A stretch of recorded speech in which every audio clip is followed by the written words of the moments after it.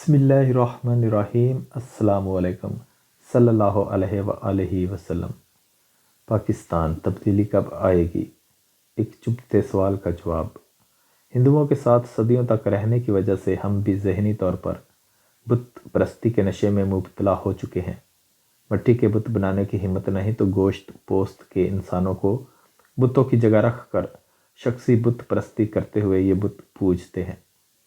صرف 75 سالوں میں ہم نے فیلڈ مارشل ایوب خان کو پوجا، ذوالفقار علی بھٹو کو پوجا، جنرل ضیاء الحق کو پوجا، بی بی بے نظیر بھٹو کو پوجا، الطاف حسین کو پوجا، مولانا فضل الرحمان کو پوجا، مولانا طاہر القادری کو پوجا، نواز شریف کو پوجا اور آج کل عمران خان کی پوجا کی جا رہی ہے۔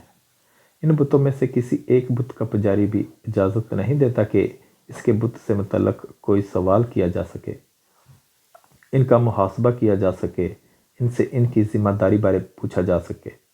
سب کے سب بے عیب خدا کا درجہ رکھتے ہیں کہ ان کے پجاریوں کے نزدیک یہ کوئی غلطی کر ہی نہیں سکے۔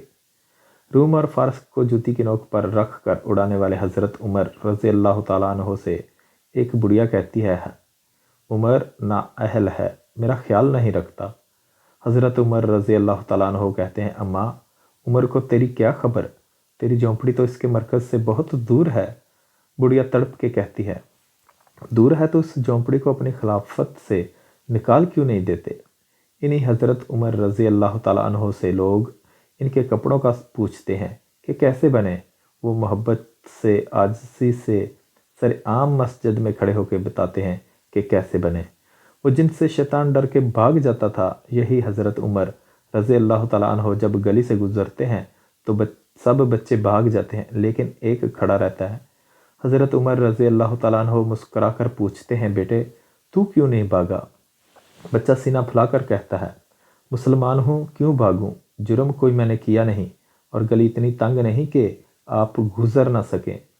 جس دن ہم نے اپنے رہنماؤں سے سوال پوچھنے شروع کر دیے اور ان رہنماؤں نے سوالوں کے جواب شرافت سے دینے سیکھ لیے، یقین کریں وہی دن تبدیلی کا دن ہوگا۔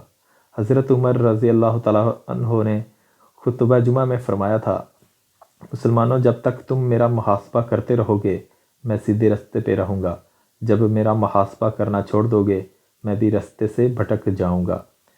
سیاسی فالورز اپنے اپنے لیڈرز کا خود محاسبہ کرو تاکہ آپ کا لیڈر فرعون نہ بنے، سیدھے رستے پہ چلتا رہے۔ ویڈیو اچھی لگے تو لائک اور شیئر لازمی کریں۔ اللہ حافظ۔